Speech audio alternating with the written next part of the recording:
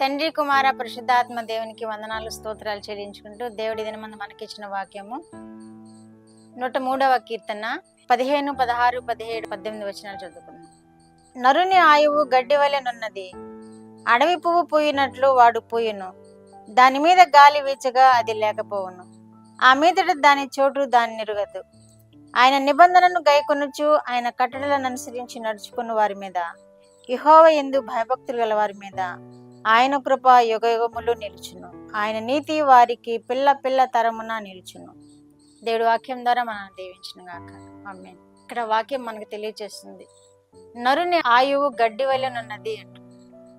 అడవి పువ్వు పూయినట్లు అది పూచి వాడిపోవును అంటున్నాడు. నరుని ఆయువు అంత తృణమైనది అనమాట. దేవుడు మనల్ని ఆశీర్వదిస్తేనే కానీ అంత తృణమైనది, గడ్డి వంటిది అంటున్నాడు. పువ్వులు పూస్తాయి, అవి 1 రోజు 2 రోజులు 3 రోజులు ఉంటాయి, తర్వాత వాడిపోతాయి. కానీ దేవుడు మనకిచ్చిన కృప ఏంటంటే ఎంతో కాలము జీవించే కృప మనకిచ్చాడు. పువ్వులు ఎంతో మనల్ని ఆహ్లాదింపచేస్తాయి, గడ్డి పువ్వులు కూడా మనల్ని ఎంతో సంతోషింపచేస్తాయి. ఊటీలో అయితే ఆ రోడ్ల మీద వెళ్ళేటప్పుడు అటుప్రక్క ఇటుప్రక్క మంచి మంచి కలర్ఫుల్ ఫ్లవర్స్ ఉంటాయి, గడ్డి పువ్వులు. అవి ఎంతో అందంగా కనిపిస్తాయి.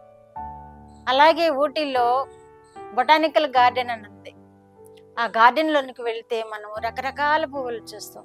రకరకాల పువ్వులు, హ్యాంగింగ్ చేయబడిన పువ్వులు, అలాగే గులాబీలు, రకరకాల గులాబీలు, రకరకాల తీగ పువ్వులు, రకరకాలైనవి ఉంటాయి. మనం అక్కడికి వెళ్ళి ఉంటే బయటికి రాబుద్ది కాదు, అంత ఆహ్లాదకరంగా ఉంటాయి. ఎంతో అందం ఇచ్చాడు వాటికి దేవుడు. కానీ అవి పూస్తాయి, వాడిపోతాయి. దేవుడు మనలకి ఇచ్చిన శ్రేష్టత ఏంటంటే అడవి పువ్వు వల్లే మనము పూసినా గానీ పరిమళించినా గానీ దేవుణ్ణి మనం హత్తుకొని జీవించినప్పుడు దేవుడు మనకి కూడా అటువంటి శ్రేష్టత, పరిమళత్వాన్ని, అందమైన జీవితాన్ని మనకిస్తాడు దేవుడు. అడవి పువ్వులు ఎంత అందంగా పూస్తాయో, ఎంత ఆహ్లాదకరాన్ని కలిగిస్తాయో మనకి, పువ్వులు కూడా ఎంత సంతోషాన్ని కలిగిస్తాయో మనకి. కానీ అవి వాడిపోతాయి.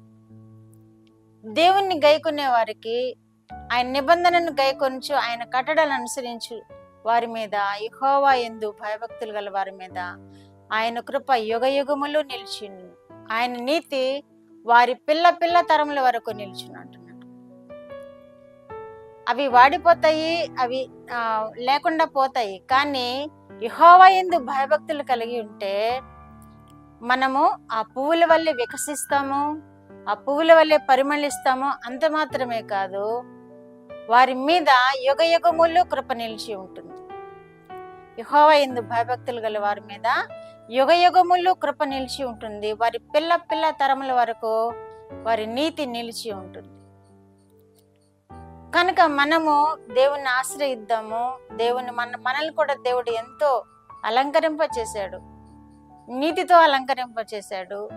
భయముతో భక్తితో దేవుని సేవించే విధానాన్ని మనకి అనుగ్రహించాడు.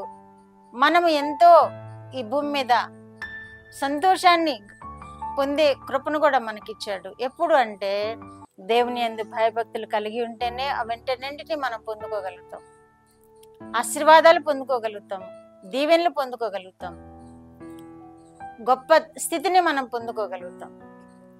పువ్వులు చూస్తే వికసించినప్పుడు మనకెంతో సంతోషాన్ని, ఎంతో సమాధానాన్ని ఇస్తాయి. వాటిని చూడాలి చూడాలి అనిపిస్తాయి. ఆ కలర్స్ చూస్తే మనము ఎంతో మనకు హృదయానికి ఆనందాన్ని ఇస్తాయి.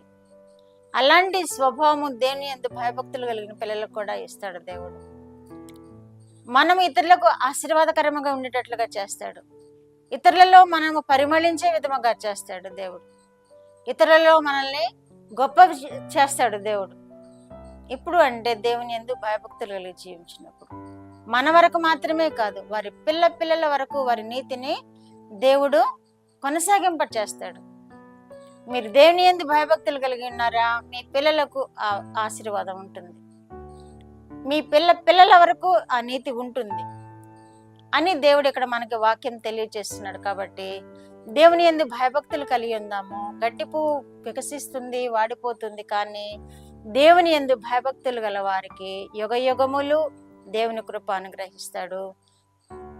దేవుని యొక్క నీతి వారి పిల్ల పిల్ల తరముల వరకు అనుగ్రహిస్తాడు. ప్రార్థన. మా దేవ, మా ప్రియ పరలోక ప్రభువా, మీ పరిశుద్ధ పాదములకు వందనాలు, స్తోత్రాలు. మా రక్షకుడైన యేసుక్రీస్తు దేవా స్తోత్రాలు, పరిశుద్ధాత్మ దేవా స్తోత్రాలు, ఇచ్చిన వాక్యం కొరకు స్తోత్రాలు. దేవానైనా మా ప్రభు బిడ్డలందరూ మీ యందు భయభక్తులు కలిగి మీ కృపను యుగ యుగములు పొందుకుంటూ మీ నీతి వారి పిల్ల పిల్ల తరం వరకు నిలిచిండేలాగా మిమ్మల్ని సేవించే భాగ్యం చూస్తున్న బిడ్డలందరికీ దయచేయండి ప్రభువా.